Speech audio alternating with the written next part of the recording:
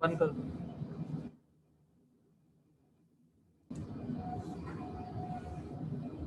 Okay, तो others operator, यहाँ पे बहुत सारे ऑपरेटर्स हम लोग ने देखा अपने सी प्रोग्रामिंग में।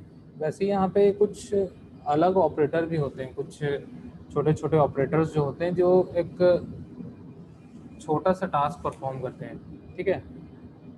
Besides the operator discussed above, there are few important operators including size of and ternary operator. ठीक है, यहाँ पे दो तीन ऑपरेटर और भी हम लोग यहाँ पे देखते हैं जिसके थ्रू हम लोग कुछ कुछ इंपॉर्टेंट टास्क को परफॉर्म करते हैं। ठीक है, ये कभी कभी हम लोग को इस ऑपरेटर की ज़रूरत भी पड़ती है। लाइक जैसे यहाँ पे सबसे फर्स्ट ऑपरेटर है size of operator, returns the size of a variable. अगर हम लोग किसी भी वेरिएबल का साइज हम लोग जानना चाहते हैं कि वो कितना मेमोरी साइज ले रहा है, ठीक है, तो उसके लिए हम लोग यहाँ पे साइज ऑफ ऑपरेटर को यूज़ करते हैं। तो यहाँ पे हम लोग इसको लिखेंगे कैसे, साइज ऑफ और वेरिएबल ए, हम लोग इस ब्रैकेट के अंदर हम लोग पास कर देंगे A, where A is an integer will return 2। Integer का साइज कितना होता है, 2 होता है। तो साइज ऑफ क्या करेगा, उसका मेमोरी साइज कितना कंज्यूम कर रहा है, कितना मेमोरी ले रहा है, उसको रिटर्न करेगा। ठीक है, तो फर्स्ट साइज ऑफ, जितने भी हम लोग वेरिएबल बनाते हैं, इंटीजर, फ्लोट, डबल, कैर, सभी के साइज को रिटर्न करता है। ठीक है, हर एक वेरिएबल पे हम लोग लगा सकते हैं, कोई भी वेरिएबल हो, चाहे वो नॉर्मल वेरिएबल हो या फिर स्ट्रक्चर वेरिएबल हो, किसी में भी हम लोग लगा सकते हैं। सेकंड आता है एम परसेंट, इसको हम लोग बोलते हैं एड्रेस ऑपरेटर। ठीक है, returns the address of a variable, returns the address of a variable M percent A. ठीक है, इस प्रकार से हम लोग लिखते हैं। अगर एम परसेंट हम लोग किसी भी वेरिएबल के सामने में लगा देते हैं तो वो उसका एड्रेस, मतलब जो एक्चुअल एड्रेस होगा, एक्चुअल एड्रेस मीन्स जो भी मेमोरी इस वेरिएबल को मिलेगी। ठीक है, मेमोरी जनरली कहाँ पे मिलती है, रैम पे मिलती है। तो रैम पे जो मेमोरी मिलेगी उसमें बहुत सारे ब्लॉक्स होते हैं, मेमोरी ब्लॉक्स। ठीक है, रैम पे बहुत सारे मेमोरी ब्लॉक्स बने होते हैं, उसी एक मेमोरी ब्लॉक को असाइन कर दिया जाता है किसी भी एक वेरिएबल के लिए, किसी भी एक वेरिएबल के लिए असाइन कर दिया जाएगा। अब वो उस ब्लॉक का कोई ना कोई एक एड्रेस होगा। लाइक यहाँ पे अगर हम लोग बात करें वेरिएबल ए की, जैसे मैं यहाँ पे इंट ए में ले लेता हूँ, तो इंट ए जो है यहाँ पे एक वेरिएबल है। तो इस इंट ए में अगर इस ए को मेमोरी मिलती है, ठीक है, कहाँ पे, रैम पे मेमोरी अगर इसको मिलती है, तो इस ए का कोई ना कोई एड्रेस होगा। ए का एड्रेस जैसे मान के चलो 2003 है। ठीक है, तो इस एड्रेस को रिफर करेगा। ठीक है, इसका एड्रेस क्या है, अगर मैं एम परसेंट ए लिखता हूँ, यहाँ पे मैं लिखता हूँ एम परसेंट ए, तो ये क्या रिटर्न करेगा, 2003 रिटर्न करेगा। क्या रिटर्न करेगा, 2003 रिटर्न करेगा। ठीक है, तो एम परसेंट ए रिफर किसको करता है, उस वेरिएबल ए के मेमोरी लोकेशन के एड्रेस को वो रिटर्न करेगा। तो ये था address operator. Generally address operator हम लोग स्कैनएफ, जो फॉर्मेटेड इनपुट फंक्शन हम लोग लिखते हैं जनरली, उसके साथ में यूज़ करेंगे, या फिर जब हम लोग call by value, call by reference जब हम लोग लिखते हैं तब हम लोग वहाँ पे यूज़ करेंगे, या फिर हम लोग जब पॉइंटर वेरिएबल पढ़ेंगे उस समय हम लोग यूज़ करेंगे। तो सबसे ज़्यादा यूज़ होता है एम परसेंट, हर जगह यूज़ होगा मान के चलो। नेक्स्ट आता है पॉइंटर वेरिएबल, पॉइंटर। ठीक है, एस्ट्रिक जो यहाँ पे दिख रहा है इसको हम लोग बोलते हैं पॉइंटर। ठीक है, जो एस्ट्रिक यहाँ पे दिख रहा है इसको बोलते हैं pointer to a variable. Pointer to a variable means क्या होता है कि किसी भी एक वेरिएबल पे कोई एड्रेस पॉइंट करता है। मीन्स यहाँ पे जो मैंने एड्रेस यहाँ पे दिखाया, जैसे एड्रेस ऑफ ए यहाँ पे दिख रहा है, ठीक है, तो एड्रेस ऑफ ए अगर हम लोग बोल रहे हैं तो इस ए का एड्रेस दे रहा है। ठीक है, वैसे ही अगर हम लोग एक वेरिएबल बनाते हैं, मैं लाइक एक वेरिएबल बना रहा हूँ एक्स, इस एक्स को मैं बना देता हूँ पॉइंटर। ठीक है, मैंने एस्ट्रिक लगाया और इसको बना दिया पॉइंटर। ठीक है, तो पॉइंटर अगर मैंने इसको बना दिया तो ये नॉर्मल वैल्यू होल्ड नहीं करेगा। जैसे मैंने यहाँ पे एक इंट एक्स मैंने बनाया, ठीक है, और मैंने बाद में इसको बना दिया पॉइंटर, ठीक है, उसके सामने लगा दिया एस्ट्रिक। तो ये बन गया पॉइंटर वेरिएबल। ये क्या बन गया? Pointer variable. ठीक है, पॉइंटर वेरिएबल क्या करता है? पॉइंटर वेरिएबल सिर्फ और सिर्फ एड्रेस को होल्ड करेगा। किसको होल्ड करेगा? वेरिएबल के एड्रेस, एड्रेस ऑफ वेरिएबल। ठीक है, वेरिएबल के एड्रेस को क्या करेगा? होल्ड करके रखेगा। तो पॉइंटर वेरिएबल का काम यही होता है कि सिर्फ और सिर्फ वो एड्रेस को स्टोर करता है। एक्चुअल वेरिएबल के वैल्यू को स्टोर नहीं करेगा, सिर्फ और सिर्फ उसके एड्रेस को स्टोर करेगा। तो पॉइंटर वेरिएबल की कहानी हम लोग 4th यूनिट में पूरी पढ़ेंगे। ठीक है, 4th यूनिट सिर्फ और सिर्फ पॉइंटर के बारे में ही है। बहुत सारे कॉन्सेप्ट उसमें यूज होते हैं पॉइंटर के लिए, तो हम लोग 4th यूनिट में इसको डिटेल में पढ़ेंगे, इस एस्ट्रिक की कहानी, जिसको हम लोग बोलते हैं पॉइंटर टू ए वेरिएबल। ठीक है, 4th आता है यहाँ पे कंडीशनल एक्सप्रेशन, या फिर हम लोग इसको टर्नरी ऑपरेटर भी बोलते हैं। टर्नरी ऑपरेटर, ठीक है, कंडीशनल एक्सप्रेशन हम लोग इसको बोलते हैं, या फिर हम लोग इसको टर्नरी ऑपरेटर भी बोलते हैं। तो यहाँ पे हम लोग कंडीशनल एक्सप्रेशन या फिर टर्नरी ऑपरेटर क्यों बोलेंगे? यहाँ पे जनरली कोई कंडीशन चेक करता है। अभी तक हम लोग ने जो प्रोग्रामिंग यहाँ पे की है उसमें एडिशन, सब्ट्रैक्शन, मल्टीप्लिकेशन, डिवीजन, ठीक है, या फिर हम लोग कुछ फॉर्मूला लगा के कैलकुलेट कर रहे थे, वैसे टाइप की छोटी छोटी हम लोग प्रोग्रामिंग की है। लेकिन अगर हम लोग को थोड़ी ट्रिकी प्रोग्रामिंग करनी है वहाँ, तो हम लोग को कुछ इस प्रकार की कंडीशनल एक्सप्रेशन को हम लोग को यूज करना होगा। तो यहाँ पे ऑपरेटर क्या है हमारा? क्वेश्चन मार्क और कोलन। ठीक है, क्वेश्चन मार्क से क्या होगा कि वो कोई एक कंडीशन को चेक करेगा। ठीक है, यहाँ पे देखो, इफ कंडीशन इज ट्रू, ठीक है, क्वेश्चन मार्क के पहले में कंडीशन लिखा होगा। अगर वो कंडीशन ट्रू होगा, लाइक मैं यहाँ पे ऐसा कोई भी एक कंडीशन लिखता हूँ, ठीक है, मैंने यहाँ पे एक कंडीशन लिखा a is less than b, मैंने यहाँ पे लिखा a is less than b, ये एक कंडीशन है। अब ये कंडीशन है, तो यहाँ पे हम लोग लगाएंगे क्वेश्चन मार्क, तो ये चेक करेगा। ठीक है, ये कंडीशन को चेक करेगा कि वो कंडीशन सही है या नहीं है। मैं यहाँ पे दे देता हूँ इंट a, मैं यहाँ पे कोई भी एक वैल्यू देता हूँ, a इक्वल टू 10 दे देता हूँ और b इक्वल टू 20 में। ठीक है, a की वैल्यू 10 है और b की वैल्यू 20 है। अब यहाँ पे मैंने एक कंडीशन लगाया a is less than b, a की वैल्यू 10 है और b की वैल्यू 20 है, तो ये ट्रू होगा। अगर ट्रू होगा तो वैल्यू a की रिटर्न करेगा, अगर फॉल्स हो जाएगा तो वैल्यू b रिटर्न करेगा। मीन्स ये कोई ना कोई एक वैल्यू को रिटर्न करेगा। जो कंडीशनल एक्सप्रेशन हमने यहाँ पे लगाया क्वेश्चन मार्क और कोलन, ठीक है, तो यहाँ पे क्वेश्चन मार्क के पहले एक कंडीशन लगाना पड़ेगा हमको, ये कंडीशन को चेक करेगा, और अगर ये कंडीशन ट्रू होता है तो ये क्वेश्चन मार्क के जस्ट बगल वाला जो पार्ट होता है वो ट्रू वाला पार्ट होता है, और कोलन के जो बाद वाला पार्ट होता है वो फॉल्स वाला पार्ट होता है। अगर ये कंडीशन ट्रू होगा तो क्वेश्चन मार्क के पहले वाला पार्ट एग्जीक्यूट होगा। अगर ये कंडीशन फॉल्स हो जाता है तो कोलन के बाद वाला फॉल्स वाला पार्ट एग्जीक्यूट होगा।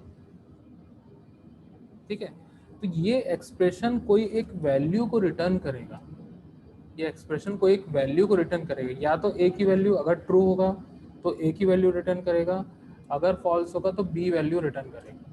ये हमेशा कोई ना कोई एक वैल्यू को रिटर्न करेगा। ठीक है, तो वैल्यू को जब ये रिटर्न करेगा तो उसको हम लोग को किसी वेरिएबल पे स्टोर करना पड़ेगा। तो हम लोग एक वेरिएबल पे उसको स्टोर करेंगे, और हम लोग सिंपल इस सी में जो भी, अगर ये कंडीशन अभी ट्रू है, जैसे मान लो a की वैल्यू 10 है और b की वैल्यू 20 है, 10 is less than 20, condition true हो गया, उस केस पे क्या रिटर्न करेगा? ट्रू वाला पार्ट रिटर्न करेगा। ठीक है, मीन्स यहाँ पे हमने लिखा a, तो a की वैल्यू क्या है? 10 है, तो ये एक्सप्रेशन क्या रिटर्न करेगा? वैल्यू 10 रिटर्न करेगा, और 10 वैल्यू जो है वो C में स्टोर हो जाएगी। अब C की वैल्यू क्या हो गई है? 10 हो गई। अगर मैं यहाँ पर प्रिंट करता हूँ printf मैं यहाँ पे करता हूँ और प्रिंट करता हूँ यहाँ पे वैल्यू c, तो यहाँ पे क्या रिटर्न करेगा, वैल्यू 10 प्रिंट करेगा। ठीक है, तो कंडीशनल एक्सप्रेशन या फिर हम लोग इसको बोलते हैं ternary operator. Ternary operator means यहाँ पे हम लोग के पास 3 ऑपरेंड है। फर्स्ट ऑपरेंड जो है हमारा ये कंडीशन है, सेकंड ऑपरेंड ये ट्रू वाला पार्ट है, थर्ड ऑपरेंड ये फॉल्स वाला पार्ट है। तो हमारे पास यहाँ पे 3 ऑपरेंड्स होते हैं, इसीलिए हम लोग इसको टर्नरी ऑपरेटर बोलते हैं। ठीक है, तो यहाँ पे जो अदर्स ऑपरेटर थे उसमें यहाँ पे 4 टाइप के बेसिकली ऑपरेटर्स होते हैं। एक और ऑपरेटर होता है कॉमा ऑपरेटर।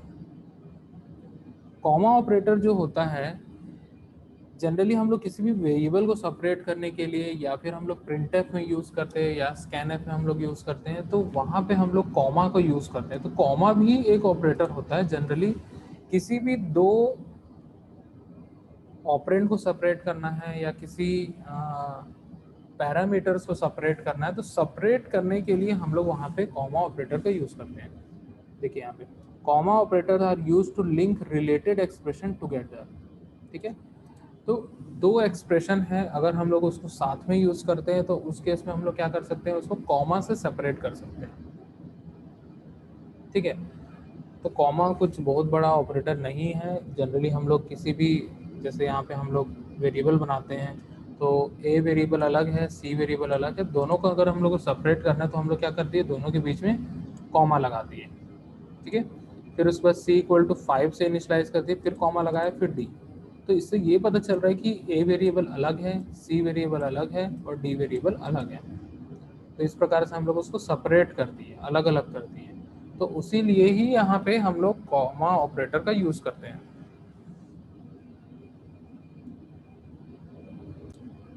ठीक है, यहाँ पे हम लोग टर्नरी ऑपरेटर फिर से एक बार समझ रहे हैं, ध्यान से समझना। यहाँ पे हम लोग 2 वेरिएबल ले लिए, a equal to 10, b equal to 20। ठीक है, मैं पूरा यहाँ पे सिंटैक्स के साथ नहीं लिख रहा हूँ, मैं डायरेक्टली लिख रहा हूँ यहाँ पे। ठीक है, क्योंकि हम लोग अभी प्रोग्रामिंग कर नहीं रहे, हम लोग डायरेक्टली कॉन्सेप्ट को समझ रहे हैं। तो यहाँ पे मुझे टर्नरी ऑपरेटर को यूज़ करना है। टर्नरी ऑपरेटर जो होता है वो हम लोग यहाँ क्वेश्चन मार्क लिखते हैं और कोलन लिखते हैं, इसको हम लोग बोलते हैं टर्नरी ऑपरेटर। अब इस टर्नरी ऑपरेटर को यूज़ कैसे करेंगे? ठीक है, टर्नरी ऑपरेटर को यूज़ करने के लिए इस क्वेश्चन मार्क के पहले में एक कंडीशन लिखना होगा। यहाँ पे हम लोग लिखेंगे कंडीशन। ठीक है, कंडीशन हम लोग कैसे लिखते हैं, हम लोग किसी भी रिलेशनल ऑपरेटर को यूज़ करके हम लोग कंडीशन लिखते हैं। ठीक है, तो रिलेशनल ऑपरेटर को यूज़ करके मैं ऐसे लिखूंगा, तो मैं यहाँ पे लिखूंगा a is less than b। मैंने एक कंडीशन यहाँ पे लिख दिया। अब ये कंडीशन मैंने लिखा तो इसको चेक करेंगे। चेक कैसे करेंगे, क्योंकि यहाँ पे हम लोग लिखें क्वेश्चन मार्क। ठीक है, तो क्वेश्चन मार्क क्या करेगा, इस कंडीशन को चेक करेगा। ठीक है, अगर ये ट्रू होगा तो कोलन के पहले वाला पार्ट जो होता है वो ट्रू वाला पार्ट होता है, ये वाला पार्ट होगा ट्रू। ठीक है, कोलन के बाद वाला पार्ट होगा फॉल्स, फॉल्स वाला पार्ट होगा। ठीक है, अगर ये कंडीशन ट्रू हो जाता है तो ये ट्रू वाला पार्ट एग्जीक्यूट होगा। अगर ये कंडीशन फॉल्स हो जाता है, अगर ये कंडीशन फॉल्स हो जाता है तो फॉल्स वाला पार्ट एग्जीक्यूट होगा। ठीक है, अब यहाँ पे फॉल्स वाला पार्ट या फिर ट्रू वाला पार्ट जो भी एग्जीक्यूट होगा वहाँ पे कोई ना कोई वैल्यू होगी। ठीक है, हम लोग ऐसे डायरेक्ट यहाँ पे कुछ नहीं लिख सकते, यहाँ पे कोई ना कोई वैल्यू हम लोग को देनी होती है। तो मैं यहाँ पे अगर वैल्यू ट्रू होगी, मतलब मीन्स ये कंडीशन अगर ट्रू होगा तो वैल्यू ए रिटर्न करेगा, मीन्स ए की वैल्यू रिटर्न करेगा। ठीक है, अगर यहाँ पे मान के चलो अगर फॉल्स हो जाता है तो वैल्यू बी रिटर्न करेगा।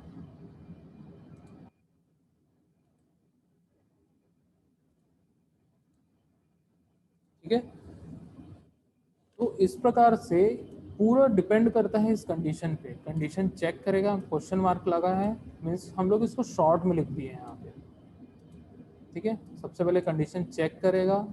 ठीक है, इस कंडीशन के आधार पर वो बताएगा कि कंडीशन ट्रू है या फॉल्स है। अगर ट्रू होगा तो ट्रू वाला पार्ट एग्जीक्यूट होगा, अगर फॉल्स होगा तो फॉल्स वाला पार्ट एग्जीक्यूट होगा। ठीक है, तो कंडीशनल ऑपरेटर में बस इतना ही है।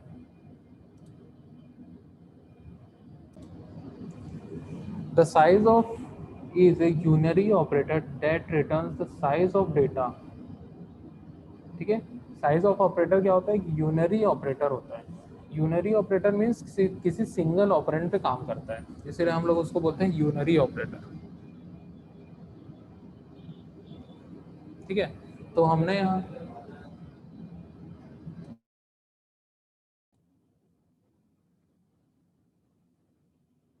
ठीक है, तो हमने यहाँ पे क्या कर लिया, सबसे पहले hash include stdi dot H, hash include conio dot H, then उसके बाद हमने लिखा है यहाँ void main, और यहाँ पे हम लोग int a, float b, double c, char d, हमने यहाँ पे 4 वेरिएबल बना लिए। अब हम क्या करना चाहते हैं कि चारों वेरिएबल का हम लोग साइज जानना चाहते हैं कि साइज कितना कितना है। तो हम लोग यहाँ पे क्या किए, printf यूज़ किए और यहाँ पे लिख दिए डबल कोट्स के अंदर साइज ऑफ इंट, और यहाँ पे लिखिए %lu बाइट्स। ठीक है, क्योंकि ये मेमोरी टर्म्स में रिटर्न करेगा, तो यहाँ पे हम लोग को lu फॉर्मेट स्पेसिफायर यहाँ पे हम लोग को लिखना पड़ेगा, और कॉमा देके यहाँ पे लिखे हम लोग size of A. Size of क्या दे दिए? ए हम लोग यहाँ पे दे दिए। ठीक है, तो साइज ऑफ ए जो है वो क्या प्रिंट करेगा? इस इंटीजर वेरिएबल का साइज प्रिंट करेगा। तो यहाँ पे आउटपुट में हम लोग को मिलेगा size of int equal to 4 bytes. Size of int equal to 4 bytes.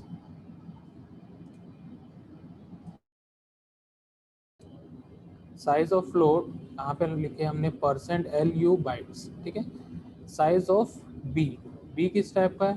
Float type का है। ठीक है, फ्लोट टाइप भी जो होता है वो 4 बाइट्स की मैक्सिमम मेमोरी लेता है।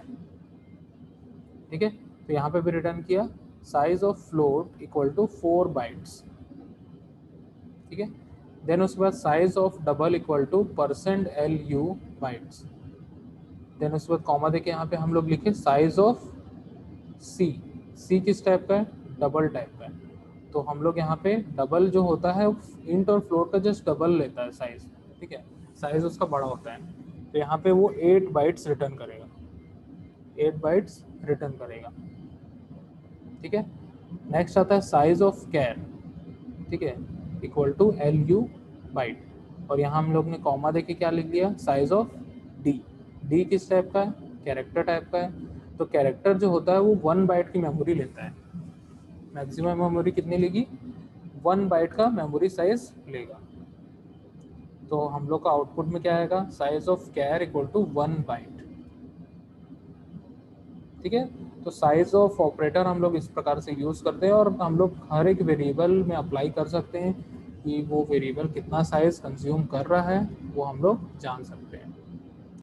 देखिए, जनरली हम लोग फॉर्मेट स्पेसिफायर हम लोग क्यों यूज़ करते हैं? क्योंकि हम लोग जब भी फॉर्मेटेड इनपुट फंक्शन या फिर आउटपुट फंक्शन यूज़ करते हैं, ठीक है, तो जो हमारा कंसोल स्क्रीन होता है, जो हम लोग जब प्रोग्राम को रन करते हैं तो ब्लैक कलर की स्क्रीन देखने के लिए मिलती है, उसको हम लोग बोलते हैं कंसोल स्क्रीन। ठीक है, कंसोल स्क्रीन जो है सिर्फ और सिर्फ स्ट्रिंग में ही वैल्यू को सपोर्ट करता है। किसमें सपोर्ट करता है? स्ट्रिंग में। किसको सपोर्ट करता है? सिर्फ और सिर्फ स्ट्रिंग वैल्यू को ही सपोर्ट करता है। लेकिन जब हम लोग कोई भी नंबर्स में वैल्यू लेते हैं, कैरेक्टर्स में वैल्यू लेते हैं, डबल में वैल्यू लेते हैं, तो वो सारे वैल्यूज़ को कंसोल स्क्रीन सपोर्ट नहीं करता है। अगर हम लोग वहाँ फॉर्मेट स्पेसिफायर नहीं लगाएंगे तो कोई भी वैल्यू वहाँ डिस्प्ले नहीं होती है। ठीक है, अगर हम लोग को मान के चलो इंटीजर वैल्यू को कंसोल स्क्रीन में डिस्प्ले करना है, तब हम लोग क्या करेंगे? हम लोग वहाँ %d लगाते हैं। हम लोग वहाँ पे क्या लगाते हैं? %d लगाते हैं। ठीक है, तो %d क्या करता है? %d क्या करता है? चेंज करता है इंटीजर टू स्ट्रिंग। ठीक है, इंटीजर वैल्यू से स्ट्रिंग वैल्यू में कन्वर्ट कर देगा। ठीक है, तो वैसे ही यहाँ पे अलग अलग डेटा टाइप की वैल्यू को अगर हम लोग को कंसोल स्क्रीन पे डिस्प्ले करना है, तो हम लोग फॉर्मेट स्पेसिफायर का यूज़ करते हैं। तो हमारे पास हर डेटा टाइप के अलग अलग फॉर्मेट स्पेसिफायर होते हैं। जैसे कि इंटीजर के लिए होता है %d। ठीक है, सभी लोग जानते हैं। It is use to print the signed integer value where the signed integer means that the variable can hold both positive and negative values. ठीक है, तो पॉजिटिव वैल्यू या फिर नेगेटिव वैल्यूज लेकिन इंटीजर वैल्यू जिसमें कोई भी डेसिमल प्लेसेस ना हो। ठीक है, उसके लिए हम लोग यहाँ पे %d या फिर %i भी हम लोग यूज कर सकते हैं, लेकिन हम लोग स्टैंडर्ड हम लोग %d लेके ही चलते हैं। ठीक है, %u होता है अनसाइंड इंटीजर वैल्यू के लिए जिसमें सिर्फ और सिर्फ पॉजिटिव वैल्यू होंगी। ठीक है, ये उतना ज़्यादा इम्पोर्टेंट नहीं होता है क्योंकि हम लोग जब भी इंटीजर वैल्यू लेते हैं तो पॉजिटिव नेगेटिव दोनों में ही हम लोग लेते हैं। फिर उसके बाद आता है यहाँ पे %o। ठीक है, %o जो होता है ऑक्टल अनसाइंड इंटीजर के लिए होता है। ऑक्टल वैल्यू जनरली 0 से 7 के कॉम्बिनेशन पे जो भी वैल्यूज को बनाई जाती है उसके लिए यहाँ पे यूज करते हैं। फिर उसके बाद आता है %x। %x जो होता है वो हेक्साडेसिमल वैल्यू के लिए होता है, हेक्साडेसिमल अनसाइंड इंटीजर। ठीक है, जो कि यहाँ पे 0x से स्टार्ट होता है। ठीक है, और यहाँ पे आता है %X जो जनरली यहाँ पे अगर कैपिटल्स में होता है कोई भी हेक्साडेसिमल तो उसके लिए सपोर्ट किया जाता है। फिर इम्पोर्टेंट है यहाँ पे %f। %f जो होता है वो डेसिमल फ्लोटिंग पॉइंट वैल्यूज के लिए होता है। कोई ऐसी वैल्यूज होती है जिसमें डेसिमल प्लेसेस में भी कोई वैल्यूज होती हैं, उसके लिए हम लोग यहाँ पे यूज करते हैं %f। देन उसके बाद आता है यहाँ पे कोई अगर साइंटिफिक नोटेशन को अगर हम लोग को डिस्प्ले करना है तो उसके लिए यहाँ पे %e या फिर %E हम लोग यहाँ पे यूज करते हैं। जैसे कि एक्सपोनेंट में कोई वैल्यू आती है, मेंटिसा में कोई वैल्यू आती है, उसको हम लोग यहाँ पे यूज करते हैं। ठीक है, फिर उसके बाद आता है %g। ठीक है, जो डेसिमल फ्लोटिंग पॉइंट वैल्यूज के लिए यूज होती है, लेकिन जनरली हम लोग जो एग्जैक्ट पॉइंट होता है, ठीक है, मतलब जो कैलकुलेशन के बाद एक फिक्स प्रिसीजन में हम लोग को वैल्यू मिलती है तो उसके लिए हम लोग यूज़ करते हैं। तो जनरली हम लोग अगर डेसिमल फ्लोटिंग पॉइंट वैल्यूज़ के लिए यूज़ करेंगे तो %f ही यूज़ करते हैं। ठीक है, फिर आता है %c। It is use to print the unsigned character. ठीक है, अनसाइंड कैरेक्टर के लिए यहाँ पे यूज़ किया जाता है। ठीक है, मीन्स अगर हम लोग को कोई भी कैरेक्टर को सपोर्ट करना है जैसे कि ABCDEFGH या फिर कोई नंबर जो भी हम लोग सिंगल कोट्स में लेते हैं उसके लिए हम लोग यहाँ पे %c का यूज करते हैं।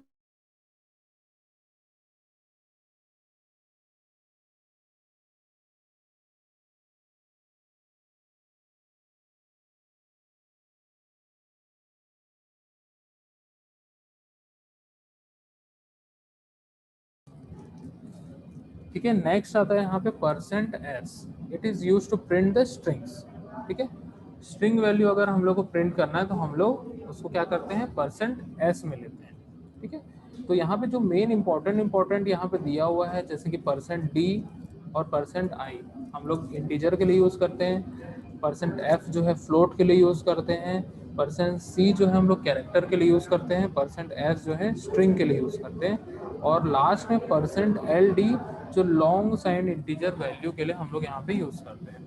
ठीक है, लॉन्ग डबल जिसको हम लोग बोलते हैं, अगर हम लोग डबल डेटा टाइप में लेते हैं तो लॉन्ग डबल LD हम लोग यहाँ पे यूज़ करते हैं। तो इस प्रकार से हम लोग यहाँ फॉर्मेट स्पेसिफायर में देखा और कुछ कुछ इंपॉर्टेंट है हम लोग उसी को याद रखेंगे। बाकी जो जैसे %p %g % इसको नहीं भी याद रखें तो कोई दिक्कत नहीं है क्योंकि ये बहुत कम यूज़ होने वाले फॉर्मेट स्पेसिफायर होते हैं।